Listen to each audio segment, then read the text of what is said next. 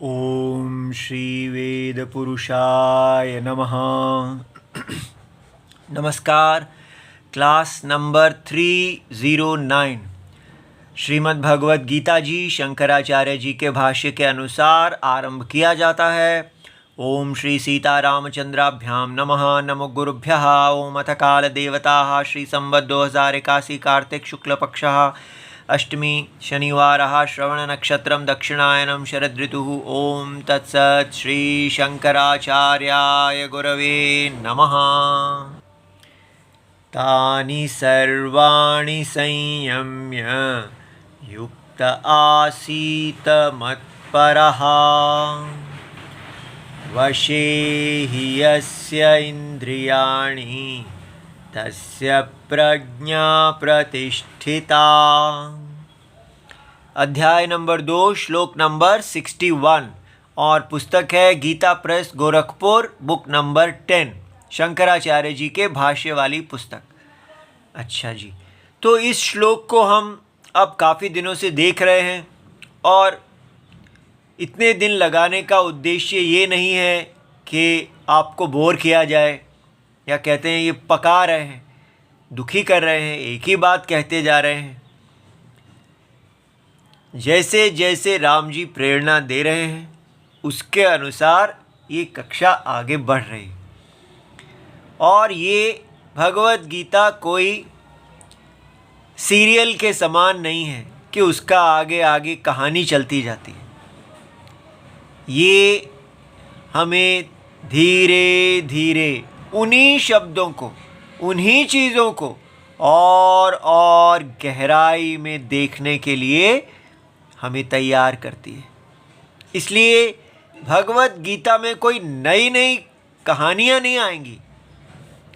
यहाँ पर ये विचारात्मक ग्रंथ है और इसलिए एक एक शब्द को बार बार और गहराई से देखना। इसलिए भगवद गीता जी को पढ़ते पढ़ते हमारी योग्यता बढ़ जाएगी। आप देखेंगे कि आरंभ में हमारी बुद्धि कैसी थी और जैसे जैसे हम आगे बढ़ रहे हैं, जैसे मंदिर बनाने वाला अपने आप बनाते बनाते ही शिखर पे पहुंच जाता है, उसी प्रकार भगवद गीता जी को राम जी से पढ़ने वाला धीरे धीरे धीरे राम ही हो जाता है। ठीक है, इसलिए यहाँ पर कोई भोग नहीं है जिसको आप हस्तगत कर रहे हैं। हम यहाँ पर राम जी को हस्तगत कर रहे हैं। राम बनने के लिए हम भगवद गीता पढ़ रहे हैं और जैसे राम जी कहेंगे वैसे ही करेंगे, चाहे सर फूटे या माथा। ठीक है। अच्छा, अब आज हम इसके भाष्य को देखेंगे। इतने दिन से इसके भाष्य को नहीं देखा, पहले ही इसकी भूमिका बन रही थी। भूमिका में हमने क्या देखा कि काम इंद्रिय संयमनम, ये श्लोक हमें कह रहे हैं कि इंद्रियों का संयम, जिसकी इंद्रियां वश में हैं, वशे ही यस्य इंद्रियाणि तस्य प्रज्ञा प्रतिष्ठिता। तो इंद्रियों को वश में करना बहुत महत्वपूर्ण है। हमारी पूरी संस्कृति इसी पे आश्रित है। हम प्रगति, जीवन की प्रगति इस पे आंकते हैं कि आपकी इंद्रियां कितनी वश में होती जा रही हैं, कितने आप स्वभाव से ही धर्मपरायण, रामपरायण, कितने आप राम होते जा रहे हैं। रावण से राम जी की तरफ जाने को प्रगति कहते हैं हमारे देश में। लेकिन इतनी जो कक्षाएं लगाई गई वो ये दिखाने के लिए की गई कि आजकल क्या हो रहा है, छोटे रावण से बड़ा रावण बनना, इसको प्रगति कह रहे हैं। भोग और ऐश्वर्य, कंज्यूम, ऐश्वर्य, पावर, ये रावण है। और हमारा पूरा नेशनल गोल, राष्ट्रीय लक्ष्य ये हो गया है कि हमको बड़ा रावण बनना है, 10 मुखों से खाना है, ज़्यादा शक्ति, ज़्यादा भोग, डेवलप्ड कंट्री इत्यादि। इसलिए ये बताने के लिए कि ये नहीं हो सकता कि आप कहें कि मैं रावण भी बनता रहूं और साथ साथ भगवत गीता भी पढ़ता रहूं। भगवत गीता मुझे और अच्छा रावण बनने के लिए बल दे। रावणता और भगवत गीता में कोई विरोध ही नहीं है। मैं रावण भी रहूं और राम भी रहूं। इसलिए नई परिभाषा राम की निकाली गई कि जो गुड कंज्यूमर है, गुड रावण इज राम। ये बताने के लिए इतने दिन से हम लगे हुए हैं कि भारत गुड रावण को राम बता रहा है। इसलिए रावण को छोड़ना ही नहीं चाहता, केवल ये कह रहा है कि भोग करते समय यदि आप दूसरों की स्त्री उठा लेते हैं उसको कहते हैं रावण। लेकिन अगर आप अपनी सीता के साथ ही भोग करते हैं तो ये राम है। किसी की स्त्रियां नहीं उठाना, बस सारे रावणों को दबा के रखना। ये जो स्त्री उठाने वाले हैं इनको दबाओ और खुद कैसे जियो, खाओ पियो, सब खाएं।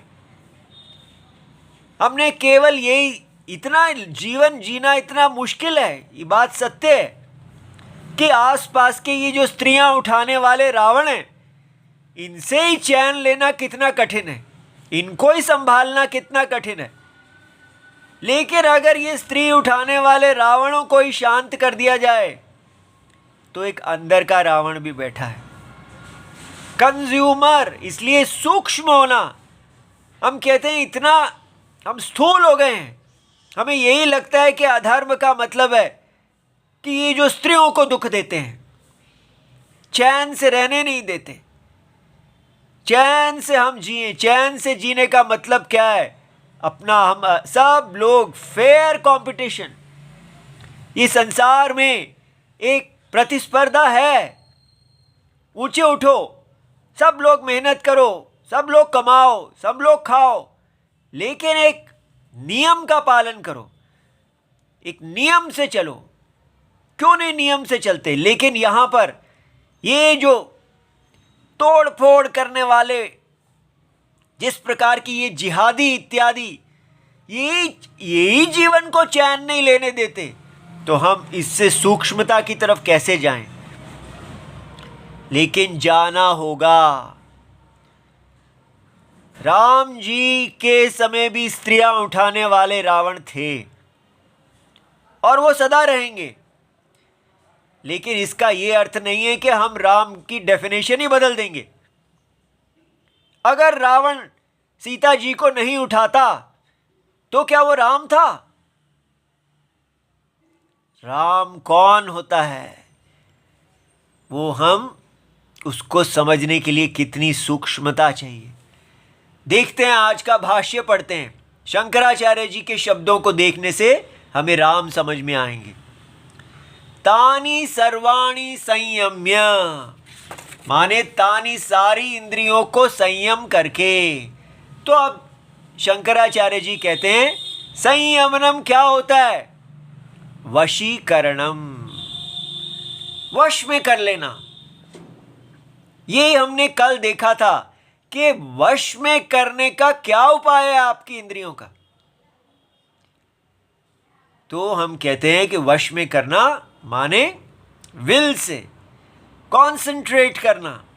जैसे एक क्रिकेटर है, वो खेल रहा है, एक एक बॉल पे वो अपने मन को कहीं नहीं जाने देता, पूरी तरह ध्यान रखता है फील्ड कहाँ लगी है, बॉल किधर से आ रहा है, और एक एक बॉल पे खेलता जाता है, खेलता जाता है। उसकी सारी इंद्रियां मन वश में। जरा सी उसकी कंसंट्रेशन, उसके मन की एकाग्रता टूटी तो वो आउट हो जाएगा। तो जीवन में हमें अगर जीतना है तो हमें क्रिकेटर की तरह खेलना है, सब कुछ वश में करना। और यही कल दिखाया गया कि ये ही हिंदू जो है यही गलती कर रहे हैं। हिंदू कह रहे हैं सारे दुनिया आराम से आप क्रिकेट खेलो, नियम पालन करो, चीटिंग मत करो। जो लोग चीटिंग नहीं करते वो हिंदू होते हैं। यही गलती है। बात चीटिंग करना और चीटिंग नहीं करने की नहीं है। भगवत गीता कह रही है कि इंद्रियों को वश में कैसे किया जाता है। अगर आपने इंद्रियों को वश में किया भी हुआ है, फिर भी आप भोग परायणी हैं, तो इंद्रियां वश में, आप इंद्रियों के वश में हैं, इंद्रियां आपके वश में नहीं है। रावण ने अपनी इंद्रियों को वश में कर लिया था, तभी वो इतना बल को प्राप्त कर पाए। शंकर जी को प्रसन्न किया उन्होंने, सब पूरी तरह वश में किया, लेकिन किस लिए किया? भोग परायणता के लिए। तो इसलिए वो मेथड गलत है। जो आप पूरी एकाग्रता अपने आप को बना लेते हैं, क्रिकेटर बना लेते हैं, वो गलत तरीका है। क्यों गलत तरीका है? क्योंकि वो तरीका आपको यज्ञ से दूर ले जाएगा।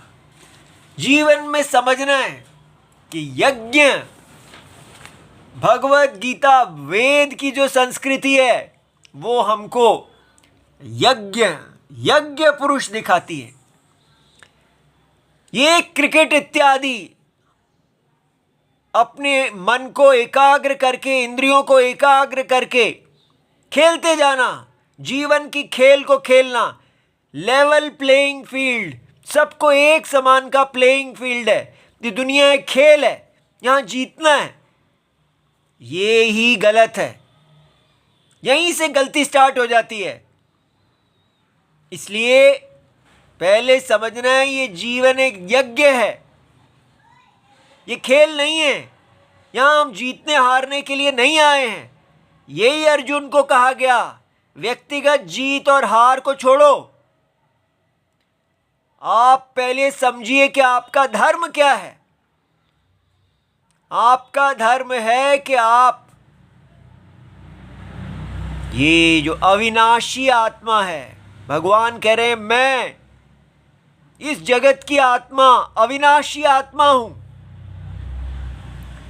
मुझ अविनाशी आत्मा का ये विराट विश्वरूप है। ये विश्वरूप के अंदर है ये सारा जगत, और इस विश्वरूप के अंदर, ये विश्वरूप एक शरीर के समान है। इस शरीर के अंदर सारी प्रक्रिया चल रही है। आपको शरीर को स्वस्थ रखना है। अगर आप, वो अधर्म है जो शरीर को अस्वस्थ कर देता है, मेरे शरीर को, वो धर्म है जो शरीर का वर्धन करता है। इसलिए भगवान के इस माया वपु का वर्धन करना, ये यज्ञ है।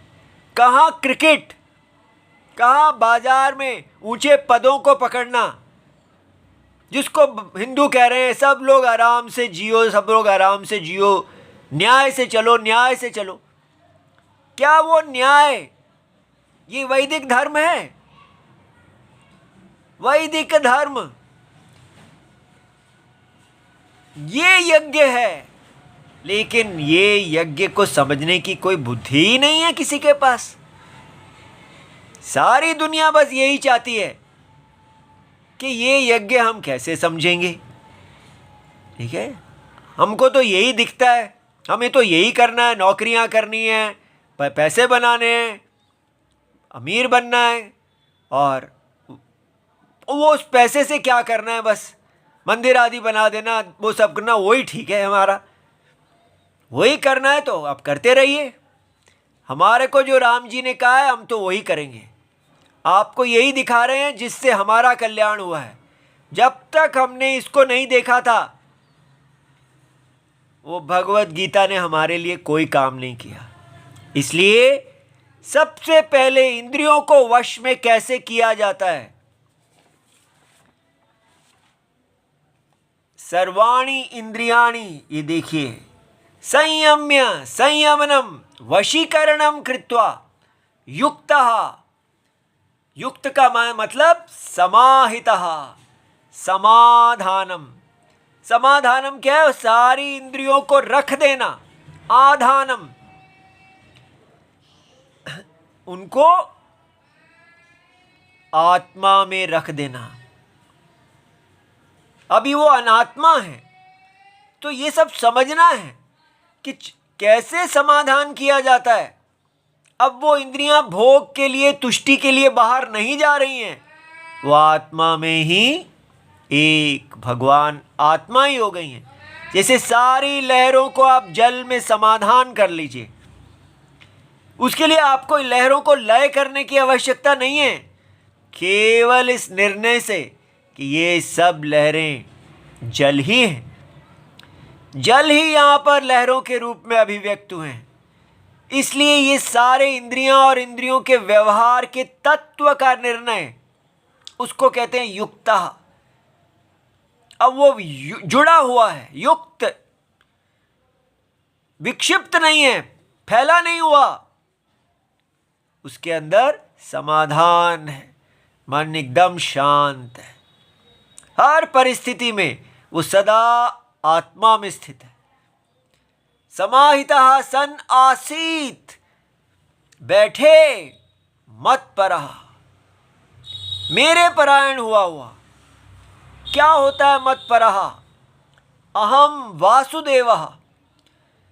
वासुदेव कौन? वसुदेवस्य अपत्यम, वो जो भगवान कृष्ण जो वसुदेव के पुत्र हैं, वो नहीं, वो हैं, लेकिन उनका भी तत्व सर्व प्रत्यगात्मा। सर्व माने सबकी, प्रत्यगात्मा माने सबसे अंदर की। यह आत्मा क्या देह आत्मा है ऐसा देखो। सत्य आत्मा माने सत्य, व्यापनोति, जो सर्वव्यापी है। क्या देह जो है वो किसी चीज से व्याप्त है? जो भी चीज व्यापक होती है वो सत्य होता है। जो व्याप्य, ये दोनों शब्दों को सीखिए। व्यापक, जैसे जल व्यापक है, लहरें व्याप्य हैं, जल पूरक है, लहरें पूर्ण है। जो भी पूरक होता है, व्यापक होता है, वो सत्य होता है। जो पूर्ण होती हैं, व्याप्य होता है, वो असत्य होता है। इसलिए लहरों का जब हम तत्व निर्णय करते हैं तो हम कहते हैं लहरों का तत्व जल है। इसलिए लहरें सबसे इनर मोस्ट नहीं है, सबसे प्रत्यग नहीं है, वो बाह्य हैं।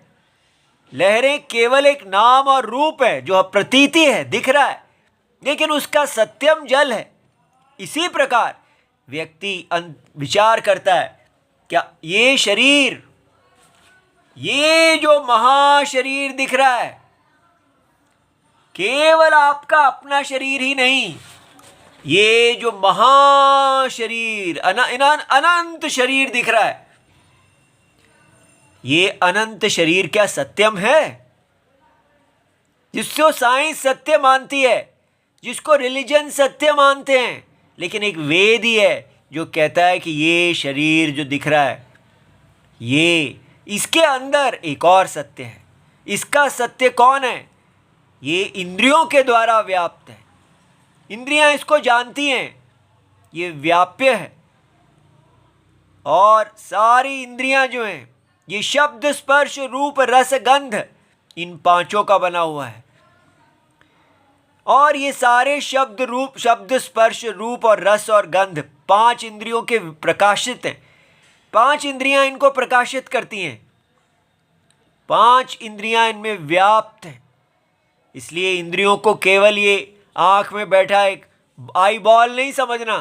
आई बॉल तो शरीर है, आई बॉल के अंदर जो प्रकाशक सूक्ष्म शरीर है वो होती है इंद्री, और इंद्रियों के अंदर मन उससे भी सूक्ष्म जो विकल्प करता है, ये करना चाहिए, वो करना चाहिए, ऐसा वैसा। और उसके पीछे और व्यापक बुद्धि जो निश्चय करती है, हाँ ये ठीक है। और उस बुद्धि से भी और व्यापक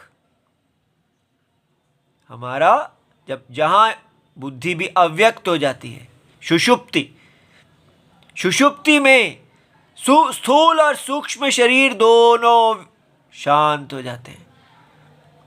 इसलिए सुषुप्त आत्मा के अंदर सूक्ष्म शरीर है। सुषुप्त शरीर कारण शरीर है, बीज है वो। जब हम सो जाते हैं तो उसी बीज में से फिर दोबारा बुद्धि, मन, इंद्रियां और उनके विषय प्रकट हो जाते हैं। इसलिए हम देखते हैं कि सूक्ष्म जो सुषुप्ति आत्मा है वो सबसे बड़ी है। ठीक है, इसलिए वो सबसे व्यापक है, लेकिन उससे भी परम सत्य उसका साक्षी आत्मा है। साक्षी आत्मा के ज्ञान में कोई भी बीज, अज्ञान रूपी बीज, जिसमें से ये इंद्रियां, मन, बुद्धि, विषय, ये पूरा स्वप्न प्रपंच प्रतीत होता है, वो सब बाधित कर लिया जाता है। ऐसा इतना गहरा है ये। इसलिए अहम वासुदेवः सर्व प्रत्यगात्मा, सबका इनर मोस्ट। जब व्यक्ति इतना गहरा सोचता है कि ये सारा जगत एक स्वप्न है, ये क्या है? ये केवल बुद्धि है। बुद्धि नहीं, इंद्रियां, इंद्रियां और मन, मन, इंद्रियां और उसके विषय आप स्वप्न में देख सकते हैं। स्वप्न के सारे इंद्रियों के विषय, इंद्रियां, मन, बुद्धि, सब बुद्धि ही है। पूरा स्वप्न बुद्धि का बना हुआ है और वो बुद्धि अंतरात्मा की बनी हुई है। तो इसलिए सर्व प्रत्येक आत्मा वो आत्मा है जो सारे स्वप्न की सत्यम है, सारे स्वप्न को व्याप्त है। वो परमात्मा भगवान वासुदेव हैं। परह, जिस तो मैं वासुदेव सर्व प्रत्येक आत्मा परह यस्य। ठीक है, जो मैं कौन हूं? वासुदेव सर्व प्रत्येक आत्मा परह। इस प्रकार जिसका ज्ञान है, जो अपने आप को देखता है, सहा मत परह, वो मेरे परायण है। और वो कहता है न अन्यः अहम, इससे अन्य मैं नहीं हूं, यही मैं हूं। अपनी पूरी परिभाषा ही बदल ली।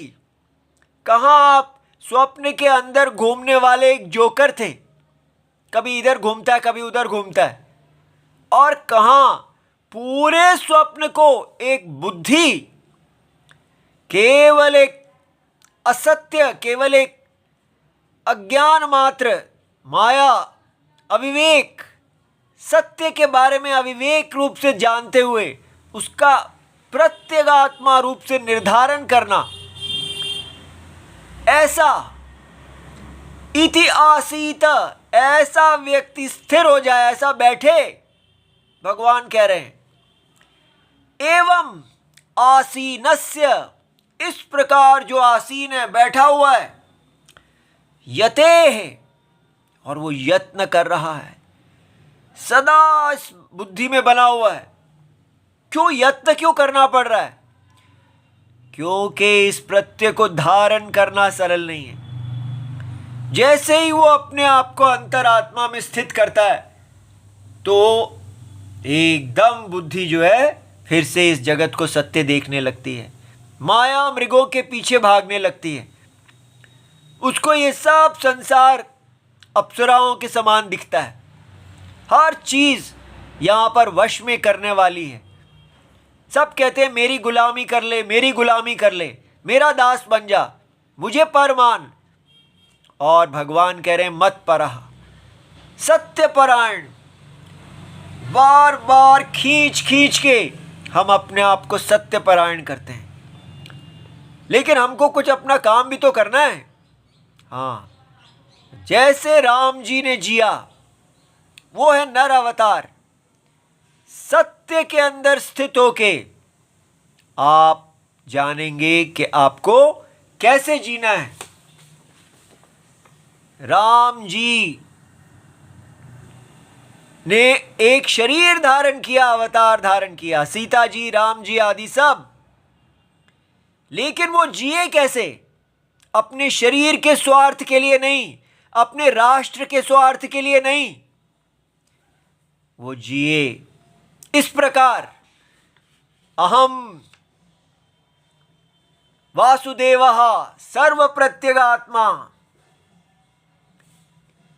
और सर्व प्रत्यगात्मा होने से क्या हुआ कि अगर मैं सर्व प्रत्यगात्मा हूं तो फिर ना किसी से दोस्ती और ना किसी से वैर, ना कोई अपना ना कोई पराया। जिस प्रॉब्लम में अर्जुन फंसे हुए थे, तो फिर ना अपना ना पराया, तो फिर तो हम सेकुलर हो जाएंगे। नहीं, यही सारा हिंदू गलती करते हैं कि ना मैं हिंदू हूं और ना मैं मुसलमान हूं।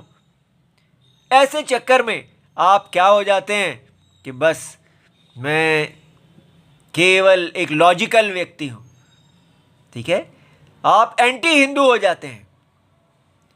एंटी हिंदू का मतलब एंटी वैदिक, एंटी सत्यम। ऐसी बातें करने लगते हैं कि भारत एक मल्टी रिलीजियस नेशन है, इसलिए सेकुलर होना जरूरी है, क्योंकि हम किसी रिलीजन के साथ नहीं हो सकते। ये रिलीजन नहीं पढ़ाया जा रहा आपको। राम जी किसी रिलीजन के फॉलोअर नहीं थे, इतना ही समझना इतना मुश्किल है। राम जी कौन है? जो अंतरात्मा शरीर की धारण लेकर के जन्म लेती है, उसको विचार से ये पता चलता है कि वो केवल ये शरीर नहीं है, वो ये सारे शरीर की आत्मा है, और हर शरीर में उसका अपना अपना स्थान है। इसलिए तेरा मेरा करके नहीं जीना, इस यज्ञ में अपने स्थान को देखते हुए धर्म करना। धर्म का मतलब इस भगवान के यज्ञ में आपका क्या स्थान है। इसलिए जो व्यक्ति वैदिक भगवत गीता से भगवान से प्यार करता है, उसको ये नौकरियां इत्यादि ये सब में जाके बाजार में बिकने से पहले भगवान से पूछना होगा, हे भगवान बताइए मेरा क्या स्थान है, मुझे कैसे उस स्थान पे पहुंचना है, मुझे यज्ञ स्थान पे बिठाइए। और वो कैसे करते हैं? आपको प्रत्येक आत्मा में अपने आप को राम जी में स्थित कीजिए, अंतरात्मा में अपने आप को जगत की इस शरीर के अंदर देखिए। ये है, देखिए भगवान कह रहे हैं एवं आसीनस्य यते, ये यति है। हम सबको यत्नशील हो जाना है। यत्नशील माने मन के अंदर सदा भगवान राम जी का प्रत्यय, जगत की आत्मा, उसका ऐसा जो यति है, वशे ही यस्य इंद्रियाणि, उसकी इंद्रियां वश में हैं, क्योंकि वो सदा सत्य में स्थित है और असत्य में उसकी इंद्रियां नहीं जाती हैं। लेकिन कैसे इंद्रियां वश में हुई? ये है सबसे बड़ा शब्द, अभ्यास बलात्। तैल धारावत, जैसे तेल की धारा है, एक बूंद के बाद दूसरी बूंद, दूसरी के बाद तीसरी बूंद, वो तेल की धारा टूटने नहीं पाती। अभ्यास, मन के अंदर सदा आप राम जी के ज्ञान प्रत्यय को देख रहे हैं, उस अभ्यास को टूटने नहीं देते। और ये बाहर की जो माया है, ये मरना नहीं चाहती, और आप सदा राम राम राम में बने हुए हैं। युद्ध ये यति है, इसलिए ये कितना बड़ा तपस्या है। तस्य प्रज्ञा प्रतिष्ठिता, ये परम ज्ञानी व्यक्ति हैं जिनका ज्ञान प्रत्यय उत्पन्न हो गया है, वो ऐसे कर रहे हैं। तो कर्म योगी हम जैसे के लिए क्या है, जिन्होंने आरंभ किया है, वो सदा बस राम जी को पकड़े रखें। हे राम जी दया कीजिए, हम बड़े दुर्बल हैं और दुर्लभ भी हैं, क्योंकि आपसे प्यार करना इस माया संसार में कितना कठिन है। आप हमारी रक्षा करें। इस प्रकार ये बहुत गहरे श्लोक हैं, इनको बिना कुछ बताए ऐसे धीरे धीरे आगे निकलते जाएं, हमें शर्म आती है। अब जो अगला आप कल श्लोक देखेंगे ये तो बहुत ही बड़ी चीज है। अथ इदानीम परा भविष्यतः सर्व अनर्थ मूलम इदम उच्यते। अब भगवान बताएंगे कि सारी चीजों का अनर्थ कौन है, जो सारे अनर्थ का मूल है, सबसे बड़ा चोर, और वो आएगा विषय ध्यानम। विषयों की तरफ देखना मात्र ही सबसे बड़ा चोर है। जैसे हम कहते हैं हम तो अपनी आंखें सेक रहे थे, भोगों को केवल देखने से मजा आता है, कुछ कर नहीं रहे थे, बस आंखों को मजा देते रहते हैं, वहीं से सारा अनर्थ शुरू होता है। वो हम क्रम से कल देखेंगे। ओम नमो भगवते वासुदेवाय, प्रणाम।